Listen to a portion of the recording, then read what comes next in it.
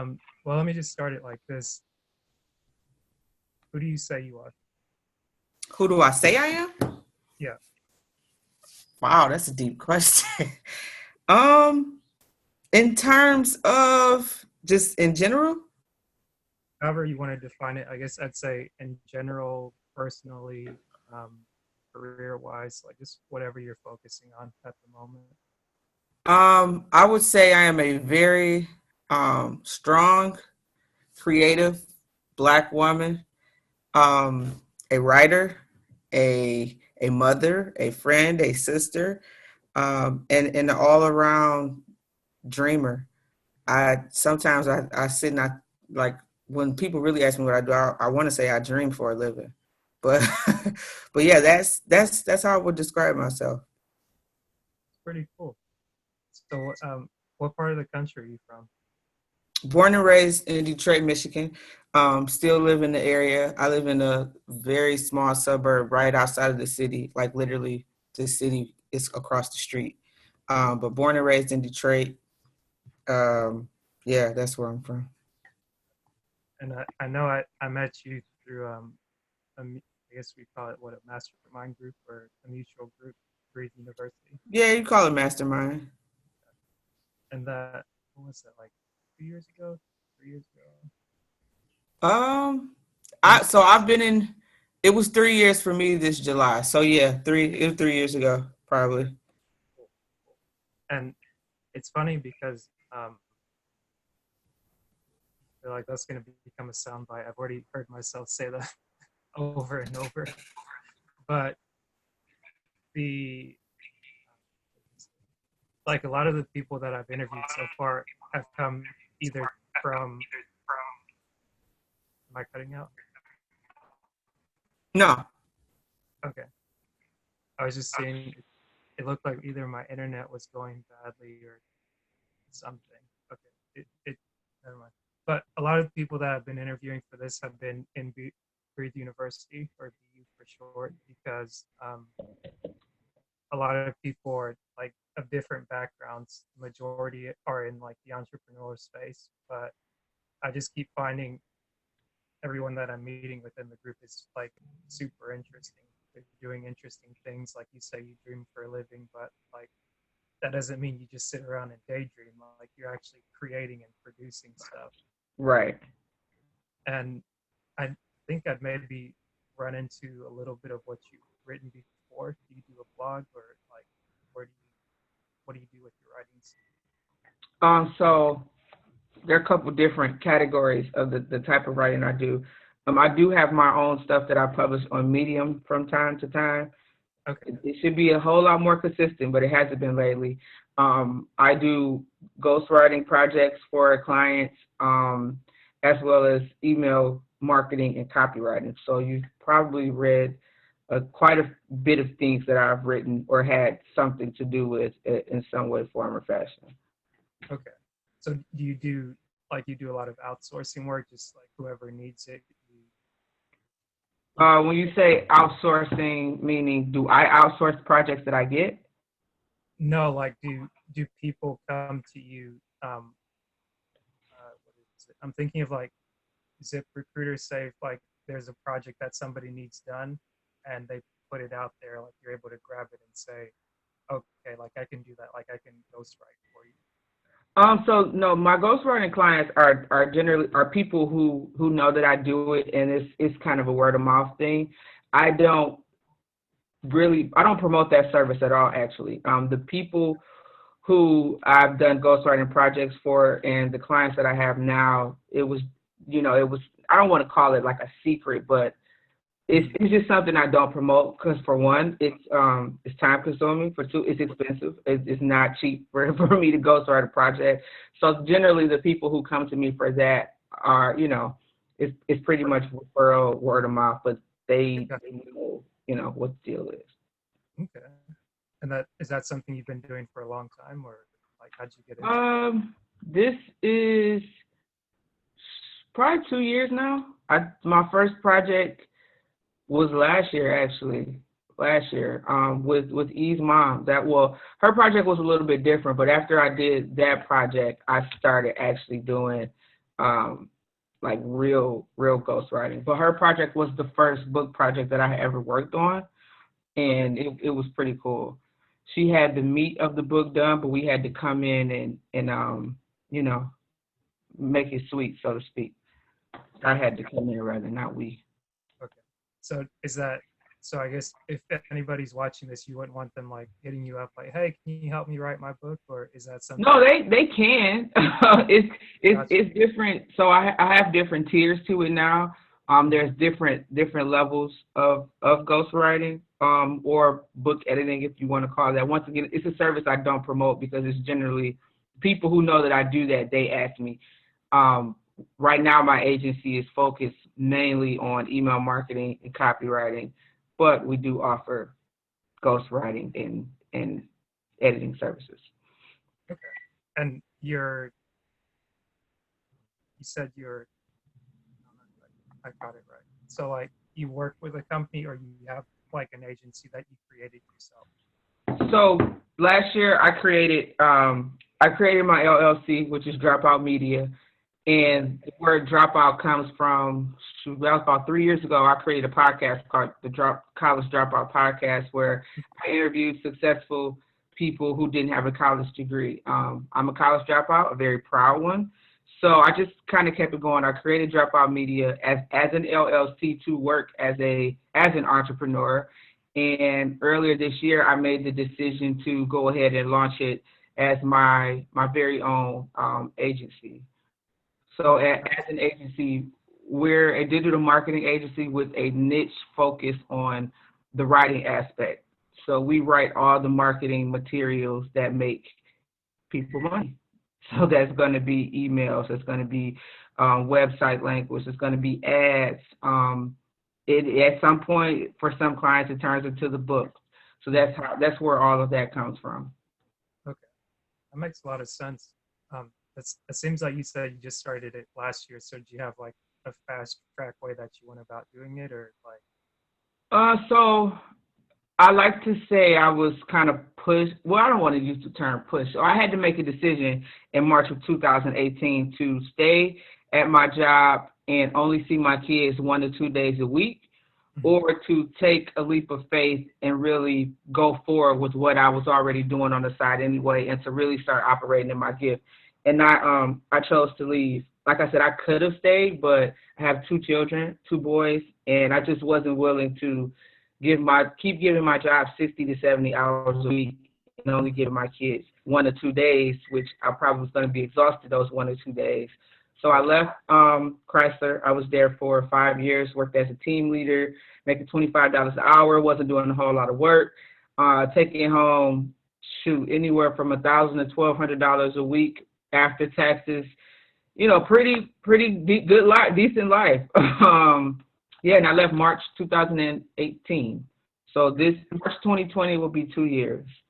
Okay. The first couple of months, I didn't even know what I was supposed to be doing. Like I legit did not know what I was supposed to be doing. I had projects going, but I didn't have the structure. If I could go back Mhm.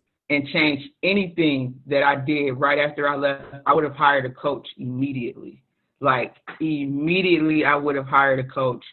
Right. Um, yeah, I didn't join outside of Breathe University. I didn't join the coaching program until June. I joined Sleepless Nights, and then August I hired my first business coach. But I think if I would have did that last March, I would be way further than I am now. But I'm on the right track now, and that's all that matters. Okay. Gotcha. So then I guess like I was assuming earlier, it wasn't just like a smooth transition. At least you Oh had the no, okay. no, You no, had no, the no, no. push where it was just like this isn't working anymore. I need to do something different. Like I care about Yeah, my kids more than like trying to maintain this job and like maintain the income and things like that coming in with it. absolutely. Like I had a plan to leave 2019, 20 or 2020. That was my plan, but it just didn't work out that way. Yeah, it just didn't. Gotcha. Okay, that's pretty cool. So I guess one thing I found is funny is that as I am surrounded more and more by entrepreneurs, and I guess I could say this is like an entrepreneurship venture for me to launch a podcast where like I thought about it before, and I it kind of what sparked the interest in me was seeing other people doing it and Hmm. just how well they did it. People like Brian Keith, people like E.T., Eric Thomas, CJ, Carl, like the Secret to Success podcast they have, um, Joe Rogan, like just Hmm. seeing these guys kind of like do their own thing in their lane was like, okay, that sounds really cool. Like you get to sit down, talk to people, or they impart people with their knowledge. And um, the question I'm getting at is that from joining Breathe University, I saw that I was surrounded by creative people. Where me, I work in the engineering space, like construction engineering, and a lot of what we do, it's like predetermined, but you have a lot of problem solving on the fly. So um, for you, was it attractive to get in and develop your own thing, like create your agency? Was that something very attractive to you from like the outside looking in? And if, well, let me just stop there. Let you answer. Was it a track? I will say this. I remember like vividly as a kid. I always somewhat wanted to work for myself or create, or even if I didn't work for myself, I always wanted to be a part of something that was different. I've never been a cookie cutter type individual, like never. Not even as a kid. My dad would tell you, my siblings would tell you, my friends that I grew up, I've never been a cookie cutter person. Um, I I can honestly say starting an agency was never on my mind at the beginning, but I don't know. I guess it's something that God just kind of dropped in my heart. What was really attractive to me was the possibility of literally like creating my own destiny, whatever that looked like, whether that was working for a company or whether that was doing something on my own. That's what has always been attractive to me, like literally creating my own destiny. Which I mean, you can do it working for someone else. It may be a little bit harder, or it may take a little bit a different type of guidance. But that was what was most attractive to me. Not necessarily being able to say I'm an entrepreneur. It was more so saying that I create I'm controlling my destiny. Yeah, that's the big one, especially when you talk about living in America and kind of like pursuing the American dream, where it's that Hmm. you have this thing that's um, I would say advertised or perpetuated, which a lot of times I see it as there's always a positive and a negative to a lot of things where people can get bitter about, okay, um, I have this job, like there's this stigma, it's like corporate America, it's like this old, dirty thing that just kind of sits in the corner, like it's leering at you. But I'm like, Uh-huh. from my perspective, like I try not to, like, I hope I don't make that a narrative of mine. And I don't know if that's become a narrative for you, but at least for myself, I could, I see myself where I fit in the corporate world. And I see like the importance of it where it's a structure that's been established to create jobs and to like to develop projects per se. But like you mentioned, being able to have the time to control your, like have the time with your children and control your destiny to where it's like, okay, here's something that I create that suits me and that I can be the driving force behind it. Um, like having done that, is there anything, well, I guess you did advise us as to what you would have already done differently, but now that you're creating your own thing, is there anything that you've been able to appreciate from being in a corporate structure and now like doing this yourself and having to kind of like put the systems in place to make it function, not only to fund you but to um, bring in clientele? So let me make sure I understand the question. Are you asking me what if there's anything that I appreciate from having the experience in a corporate structure? Yes, yes, that Um, Let me see. I mean, don't get me wrong. There's definitely a lot of things I learned So when I was at Chrysler,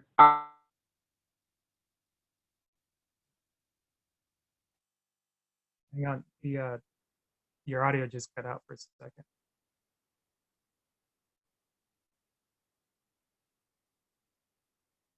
Your audio just cut out for a second. I'm not sure what happened. Maybe my internet's acting out.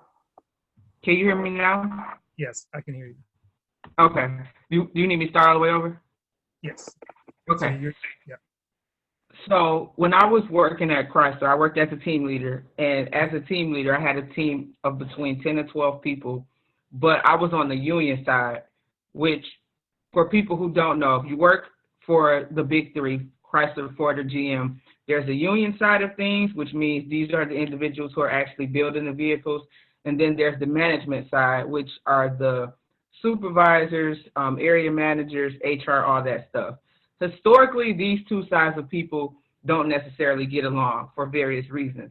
The one thing that I appreciate the most from the experience was learning how to communicate with people at different levels. So I had my team who, from the outside looking in, I'm supposed to be on their side no matter what. Even if they mess up, based on the way the union is structured and what people believe, I'm supposed to always have their back. But at the same time, I have my boss who I have to answer to if KPIs are off or if they mess up a specific part. And what I learned was to not make it me against him or us against them. I truly, truly learned how to communicate effectively with the management as well as with my team.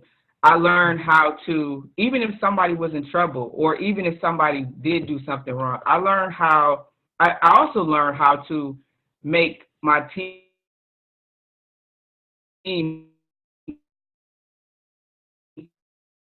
care a little bit more about what they're doing. When I became a team leader was that, you're not supposed to stop the line. Like literally, if you stop the line in an automotive plant, it literally loses the company like something like $12,000 per second. Like it's that serious. So when you say the line, what are you referring to? So in an automotive plant, there's an assembly line, which is how the vehicle is built. Right. Where I work, we built the Dodge Ram. So if the line is not moving, that means there aren't any trucks coming off the end, which means the company's not making any money. So anytime the line would stop, it's like every second was worth like $12,000. Like they showed us the calculation. But one of the issues was from the union side, the people who were actually building the vehicle who weren't team leaders never knew like what the big deal was about stopping the line. Mm-hmm. So I was able to seriously like teach the people that worked on my team like what everything meant and why everything was a problem. Well, not a problem, but why their specific role or job on the team was important. Because before they didn't know. All they knew was this is your job. Put this screw on this thing, screw it down, and make sure it's right. Whereas when I became their team leader, I'm like, let me show you why this is important. Because if you do this wrong, that means the person in front of you can't put their part on, and then the person after them can't do that. And like people seriously was like, I never knew that. And I learned that especially in the team environment, and people say this all the time, people don't, what is it? People don't know that you care until what is it? People don't care. Yeah. People don't think that. What is it? People don't know that you care unless they know that you're there. I think that's it. Something like that. Yeah, but it's like you basically have to be present in order for people to know that you're really about what you're saying, rather than just barking orders at them. So I learned being a leader at the time that you really have to, for one, let people know that you care, and two, that people are more open to receive information as well as criticism, and they're more open to being corrected when they really understand what it is that they're doing, as well as when you really make them feel like they're a part of the team. And I was so when I became a team leader, I was 25? Everybody on my team was older than me. So can you imagine like this 25-year-old chick telling this 40-year-old man, like, you messing up? Like I had to find a way to learn how to communicate with each one of these people in an effective way, because at the end of the day, if they didn't do what they were supposed to do, I was going to get in trouble because I was the leader. So and don't get me wrong, the first 90 days, it was tough. Like, it was real tough. But, you know, I started paying attention, like, okay, that person I may have to pull to the side. I can't say what I need to say in front of everybody.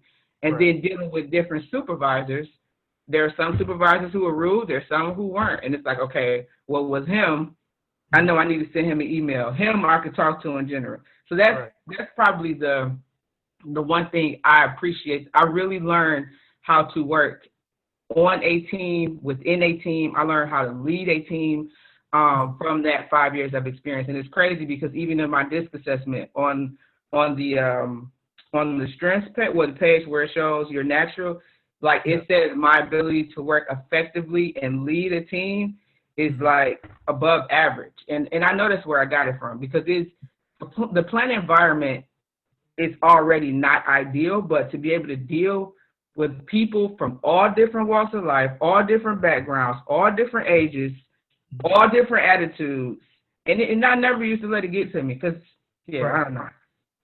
Is that, I mean, I have an idea of what you're talking about because I worked at a fabrication plant briefly, and I worked around construction workers, people that are out in the field working trades, and they understand that they have the craftsmanship, but sometimes it's not communicated to them what it is that, why it is that they're doing what they're doing. Like, they know the what, the how, but like the why usually isn't touched on. But dealing with the different attitudes and things, does it ever remind you of having extra kids at work versus like the kids that you have to deal with of your own?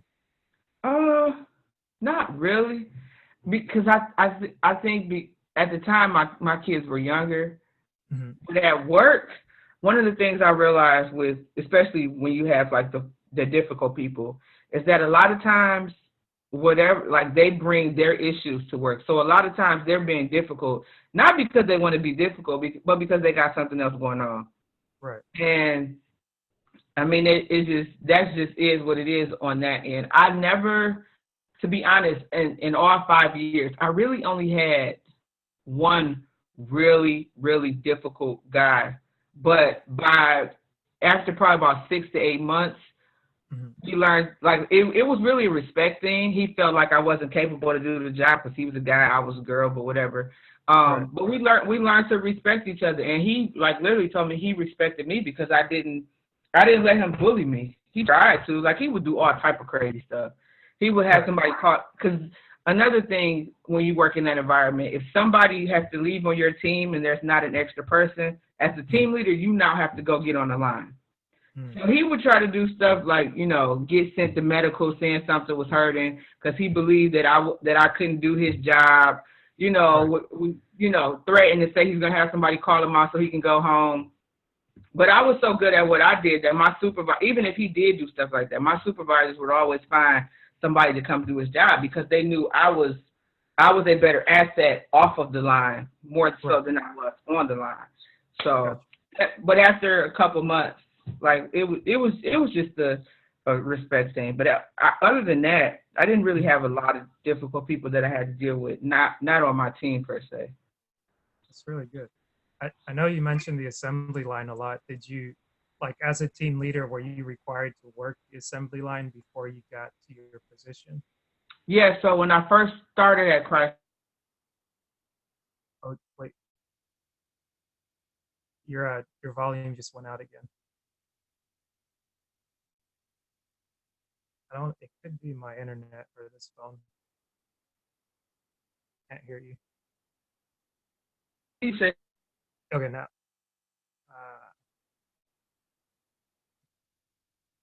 I think it might be the internet.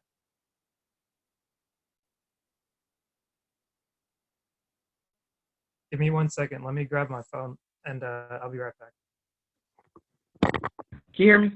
You froze, Asher. I did? Hold on, let me, yeah, you're going to have a lot of editing. Give me 1 second. I'm figuring it out. I'll be okay.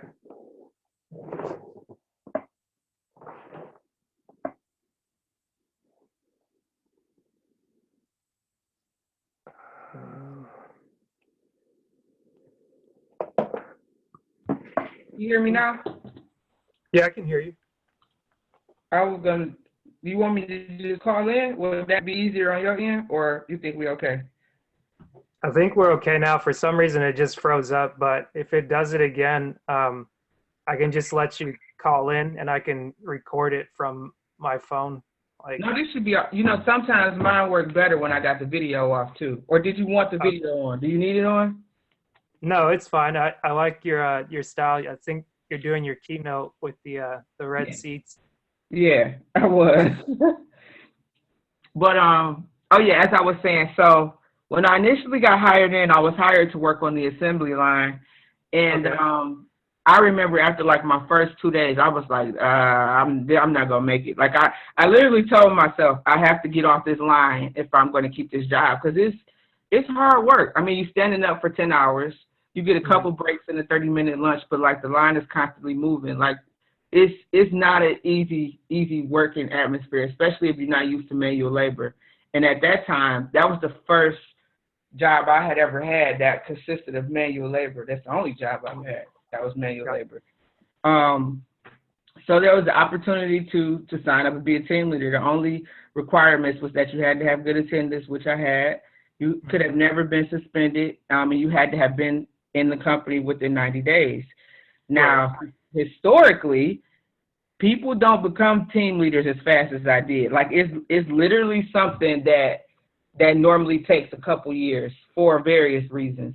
And I remember even union stewards telling me like, you're not gonna get the position. Like you don't have enough seniority, you don't have enough time.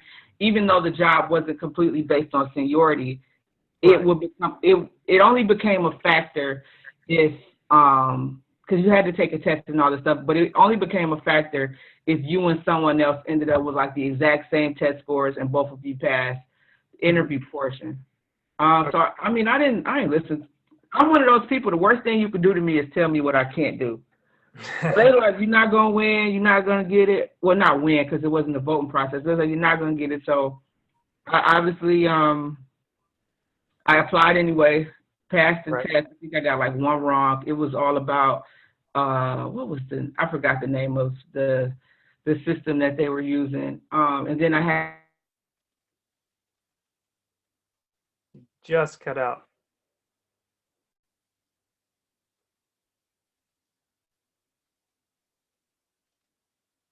It might. I don't know if you're. It's showing up on my end that your internet's I in can't the. hear you there. How about now? Yep, I can hear you now. Okay. So you just cut out when you were saying about the test and like just the comparison between when you're what is it like you signed up for it and basically it wasn't a thing about seniority unless you were neck and neck with somebody. Right. Okay. So so yeah, they were telling me that I wasn't going to get the position and all this other stuff. So I applied anyway. Did really well on the test. Did really well on the interview. And I was notified that I had won a team leader position. But it was in an area that I wasn't working in already, Right. which means they had to move me over and get me trained. The supervisor who was in that area was pissed because he wanted the person who was the temporary team leader on that team to keep the position, but the guy didn't pass the test. So I had to deal with that backlash. But yeah, Right. it took me 8 months, which is not that's not normal there. People, it's just not normal. But that 8 months came about because of just like your drive to get it done and like your action to not only take and pass the test, but like you got you got over them saying, "Hey, you're not going to do this," or "Hey, you don't need to do this. You Oh don't yeah, like like I don't said, even was bother." after my first week working on the line, I told myself if I'm going to work here, I can't work on the line. I got to figure out a way to get off the line. So my other plan was to start, if I didn't get the team leader job, was to start taking labor relations classes so that I could like work on the union side off of the floor. So maybe become a union steward or something like that. Yeah, Okay, I had it in my mind that I wasn't staying on the floor though. got you. So I guess where would you say that mindset kind of came from comes from for you, because it seems like in everything that you do, once you set your mind to it, you're just like, I'm gonna find a way. Like, this isn't working out, but if I have to be here, I'm going to make it work. Wow, that's a great question. I would say, man, that's a great. You know what, Asher? I don't know if I was kind of born with it, so to speak, because I can honestly say back to when I was a kid, anything that I seriously wanted to figure out how to be good at, or if I wanted to figure out how to do it, once I for real told myself, like, you're going to do this, I did it. My very first job, I was 12 years old, and I was a caddy. I worked at a private golf course in Detroit. My first year, Asher, I was the worst caddy in the clubhouse. Like, legit the worst. I walked the slowest. I knew nothing about golf. I wanted to quit, but for some reason, I was looking around and I saw like all the other good, and I don't know. It was just like, by the end of the summer, we had a banquet every year. After like the first month, I had to feel, I'm like, okay, I'm making money doing this, but I was making like pennies compared to everybody else. I'm talking about after 4 hours, I would make like $20, and everybody else was making like 100. Like at 12, 13 years old. So I'm like, damn, I really suck. So I did though. I'm laughing about it now, but I really did. And I just didn't want to suck. So I told my mom, like, I've always been an avid reader. So we went to the bookstore one day and I bought this book on like golf basics. Because I noticed that like all the good caddies, even if they couldn't play golf, they knew about the game. So I started reading this book on like golf stuff, just so that at the very least I could figure out like what made sense, like what wasn't I doing, and there was things I wasn't doing because I didn't know. Then I started watching the good caddies, like what they would do to make sure they was always in front of their player. Before the player would hit the ball, they would put their bag on the shoulder, and as soon as the ball would get hit, they would just take off. Like, I was waiting till the ball got hit, then I'm trying to pick up the bag. By that time, the player trying to hand me the golf club, now everybody about to fall over. It was crazy. So by the end of this, like I still suck, but by the end of the golf season, I ended up getting the Most Improved Caddy Award. So I'm like, all right, next year I told myself, like, I'm coming back and I'm about to kill it. So the second year, I was still average. The third year, I think I was like 14 and 15. What did I do? So ninth grade, I actually signed up to be on the golf team in high school.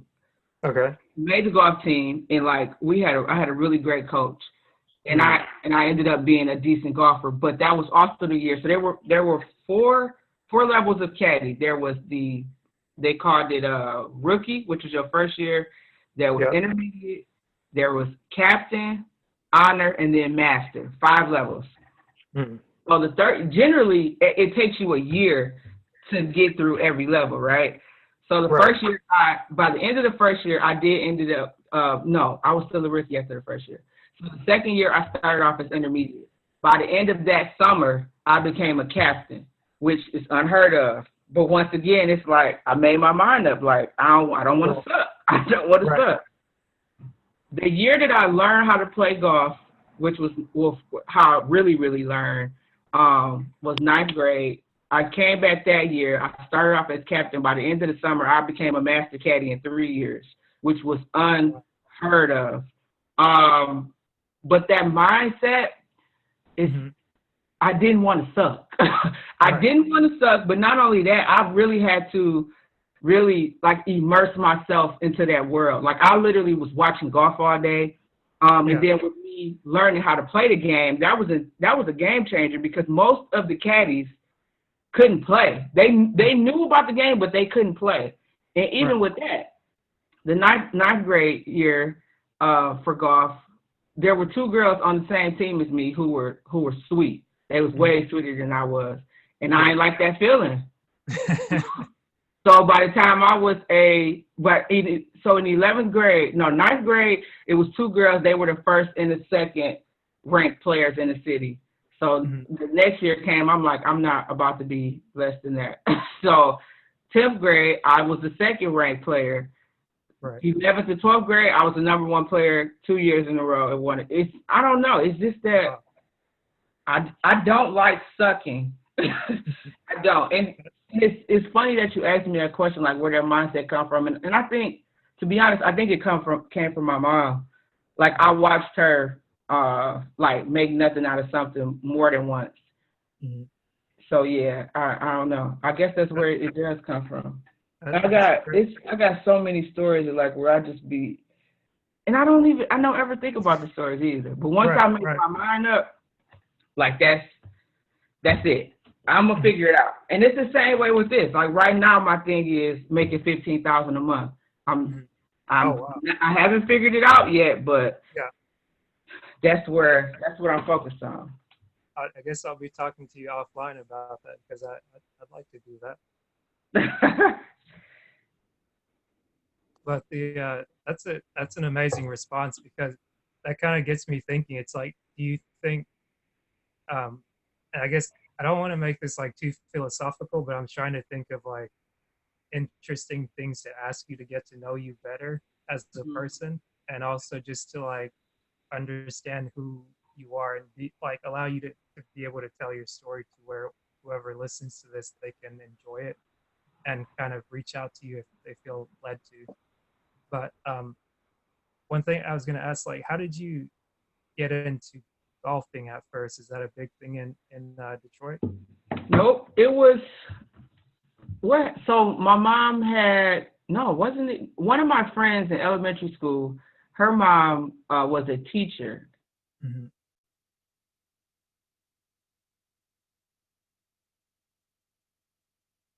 You there?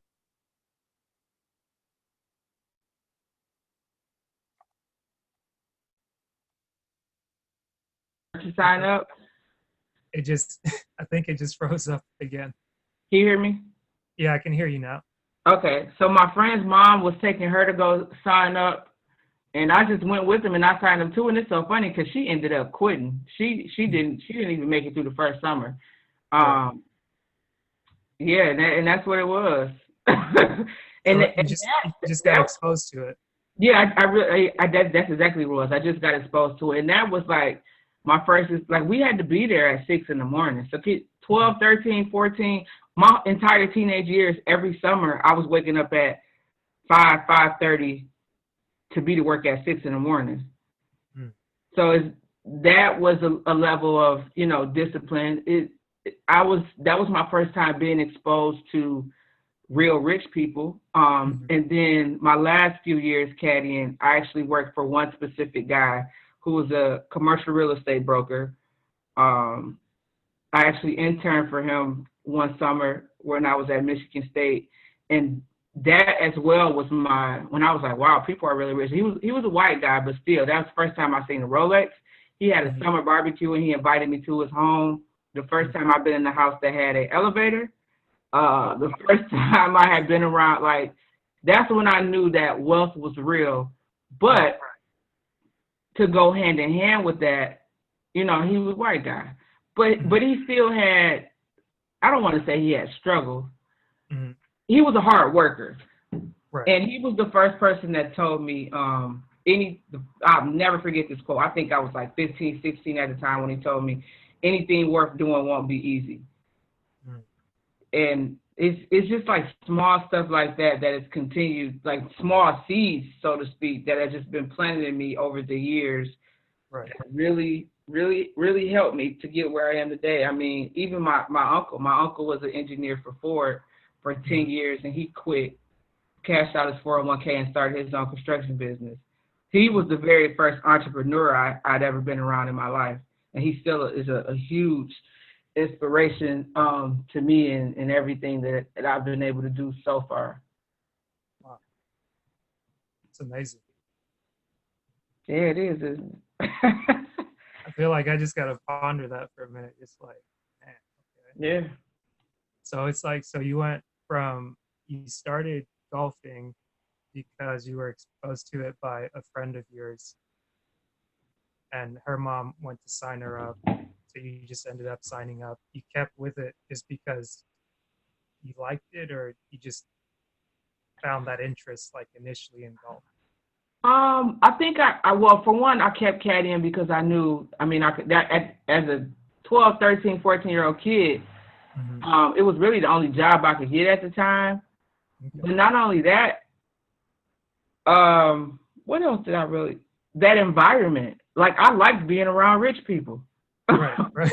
As I opposed to really just did. being at home where it's like it doesn't look as good. Right. I really did like being around rich people. And then I just made the decision to myself. I was like, well, if you're gonna do this, you might as well be one of the best at it. And that's when I was like, okay, you're in the environment, you know what's going on. Okay, let's learn how to play the game. And then once again, when I decided to play, if you're gonna play, you might as well try to be the best player. And that ended up happening. Have I played it? I don't think I played it all this year. I played a couple times last year. I don't get to play as much as I want to, but it's definitely something I want to get back into. Because I watch $1 million deals go down on the golf course. I watch, people create relationships on the golf course. Like it's really an amazing, like, stress relieving game, and it's really a game of patience. But yeah, I do think I kind of have this attitude that if I'm going to do it, I'm either going big or going home. And even like with my agency now, like at first, I just told myself I just want to be a solopreneur. I want to make $10,000 a month, man my business, take care of my kids. And now it's like, no, I want to create the #1 email marketing writing agency in the world. So here we go. Nice. I like it. It's like you're constantly pushing yourself to, like, you set a goal and then you like push past that goal just to be like, no, like I'm thinking too small. I need to go bigger so that at least if I shoot for the stars, I land on the moon type. Absolutely. And I think I maybe got something confused earlier. You said when you signed up with your friend, you and her were signing up for caddying, not for golf. Yeah, we were signing up to be caddies, and then I started playing golf when I got in the 9th grade. Had never played before, but we had a golf team, and Gotcha. I was like, well, I'm caddy, I might as well play. Mm-hmm. Gotcha. Makes sense. That's pretty good. And then, did golfing for you? Did you take that on to college? So I tried out at Michigan State. I didn't make the team.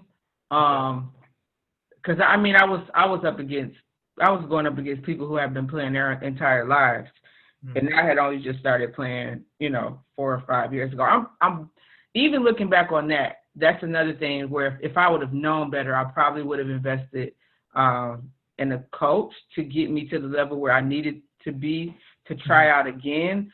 But once again, that's one of those sports where, not saying that I couldn't have done it. That's one of those sports where you're literally going up against people who've been playing since they were like 3. Gotcha. But I guess that's a good point you make, because it's like initially when you were talking about working on the assembly line, which comes after college, I'm guessing, but you just made a point where when you saw the level where you were at and maybe you didn't meet the standard of that level, you decided to walk away from that as opposed to doing what you were doing before, where it's like, okay, like I'm not the best here, so I'm going to do everything to like become the best and beat them. But I guess that I feel like that's an important point, and I'm not sure if you were trying to make that point, but it seems like you were able to distinguish like working hard versus working smart, knowing that, okay, like this is a tryout and it may not have gone in my favor, but like this isn't my lane per se right here. Did I just make that up, or is that at all? Yeah, no, you're right.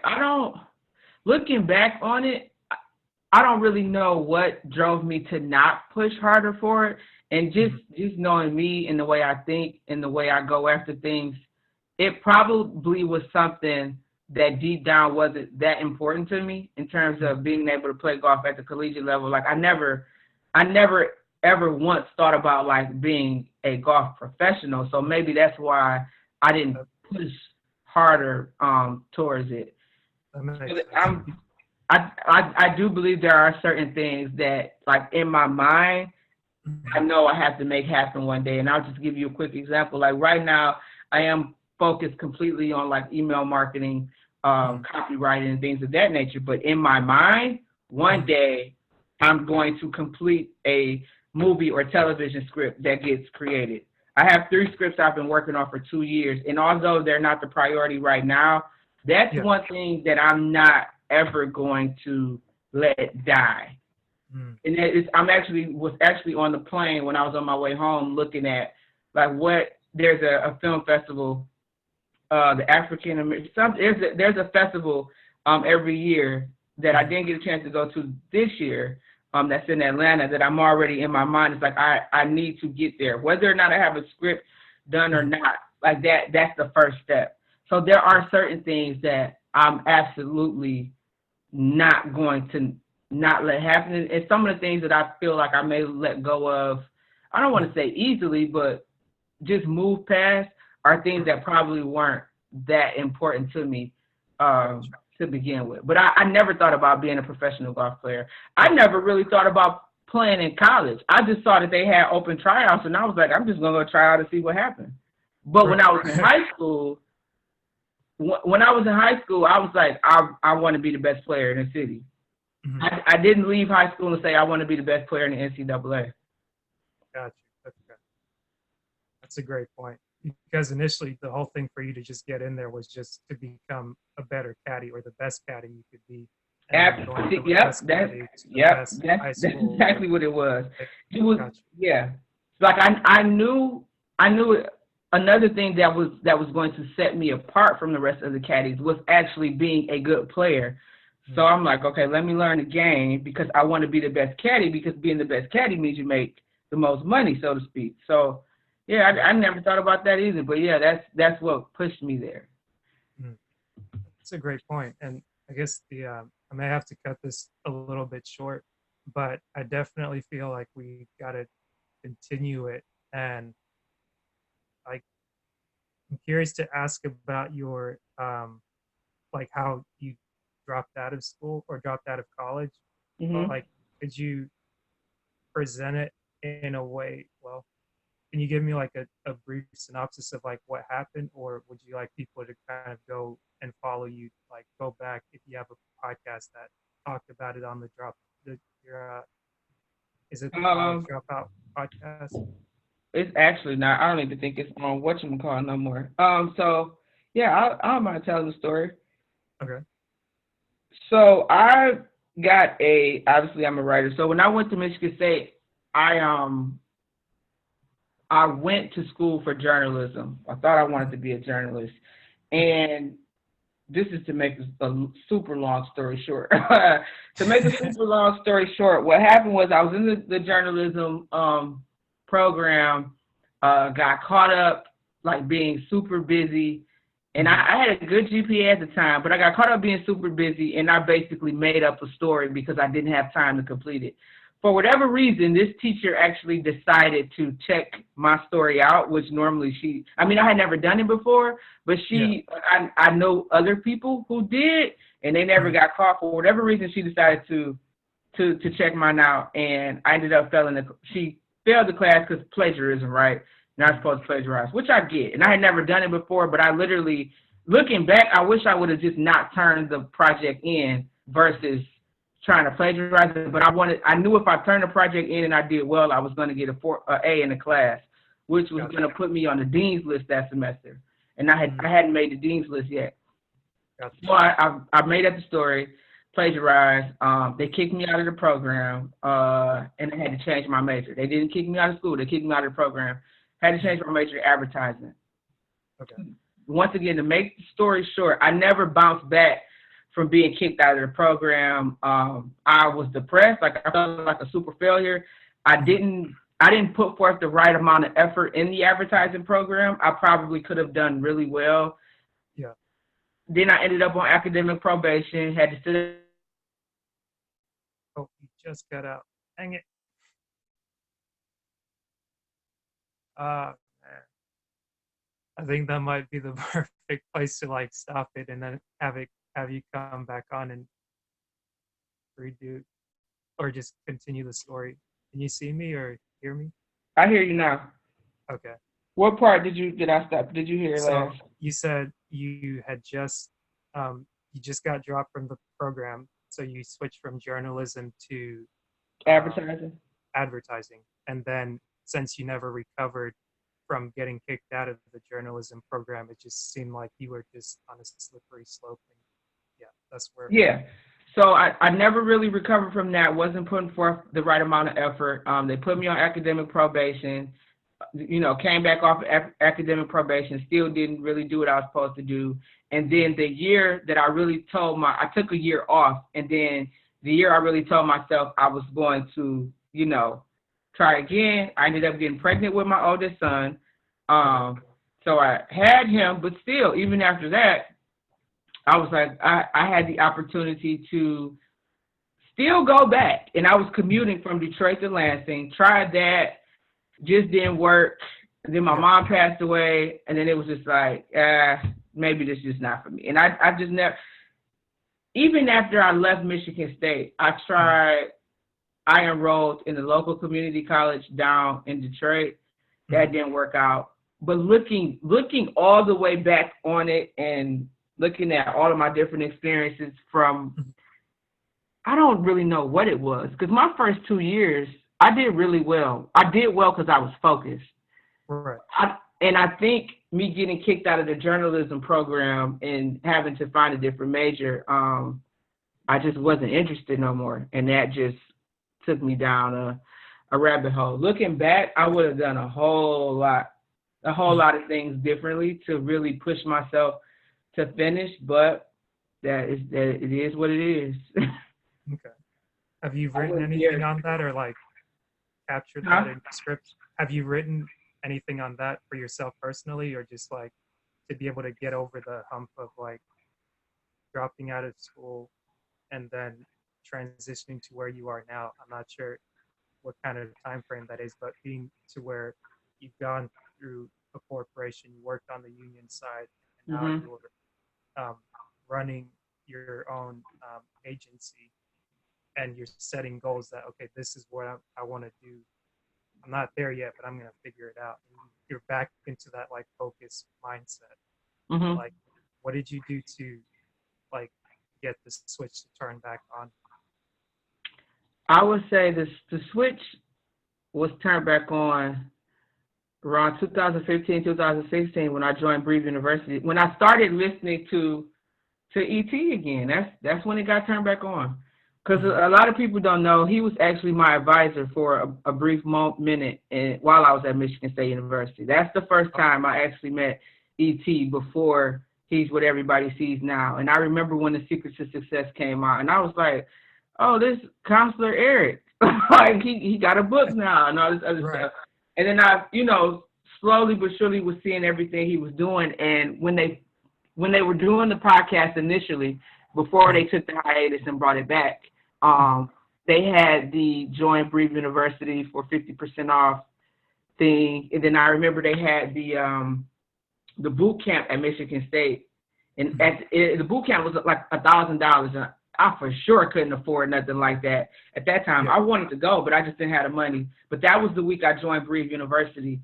And that, I'm not lying. I'm not just saying it because I know him, but that's when the switch got turned back on in my life. It was the end of 2015, early 2016. And that's literally when everything started changing. I've always had drive. I've always read books, but I never saw, outside of my uncle and then when I was caddying, I didn't have that environment that I got when I joined Breathe University.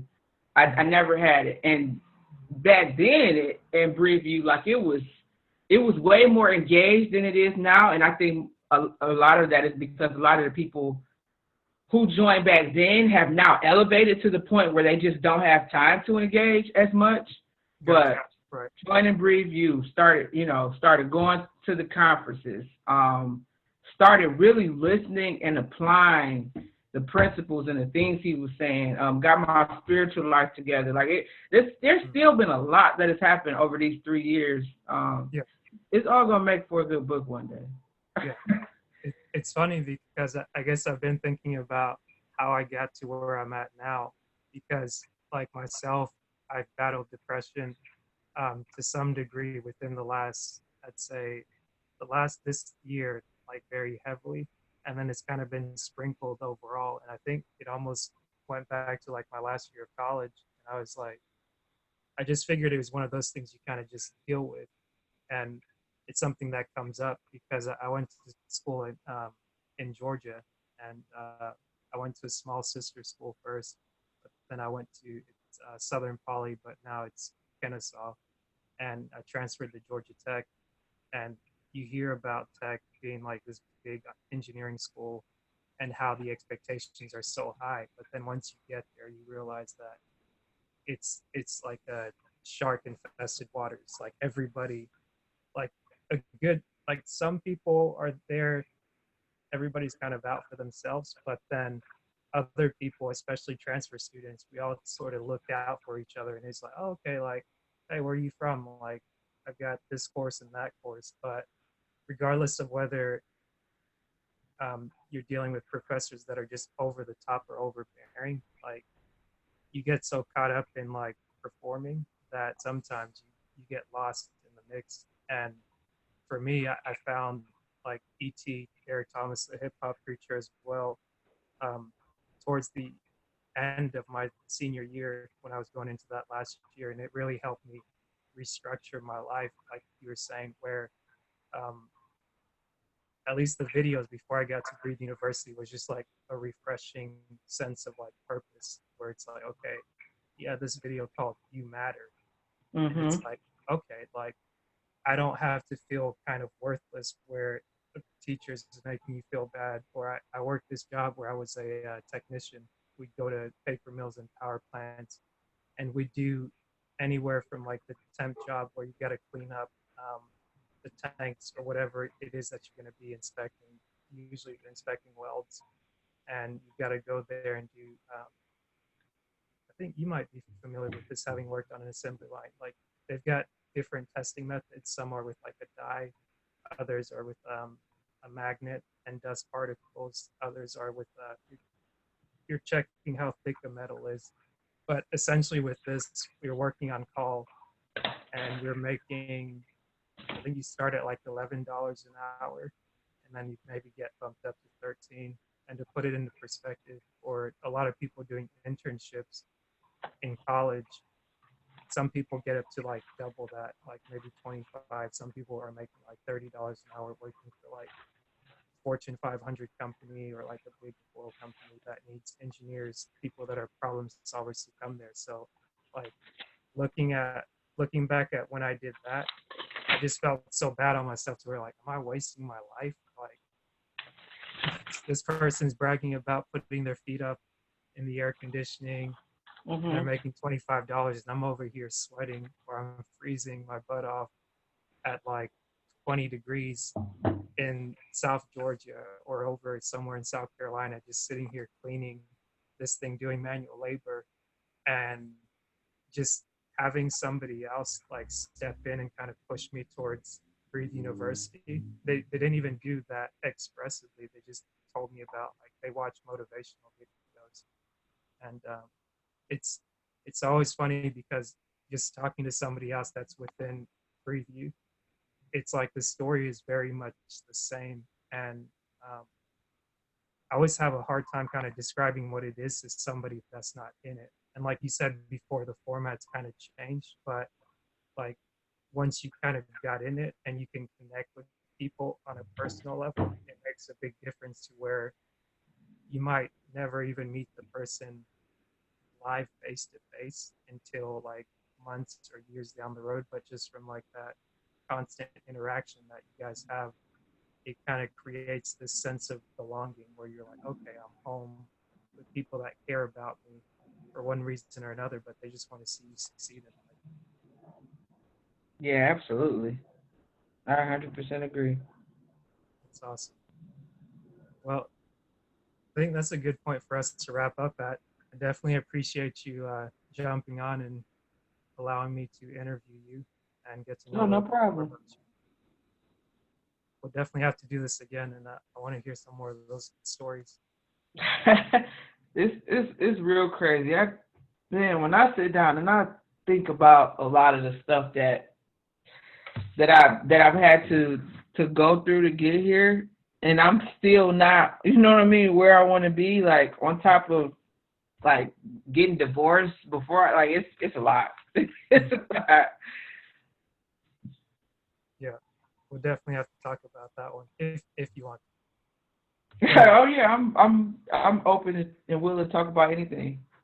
cool. That's what's up. It's like that. That's the whole purpose of this. Is just like talking to real people and just seeing that despite what brands you see online, like there are real people behind those things. And before I forget, do you want people to follow you on social media or anything like that, or join your email marketing campaigns? Sure. Everything is my first and last name at Cierra Seay, which is CIERRASEAY. Awesome. Well, thank you, Sierra, and until next time. All right, I'll be talking to you soon, Asher. Thanks. All right, bye. Bye.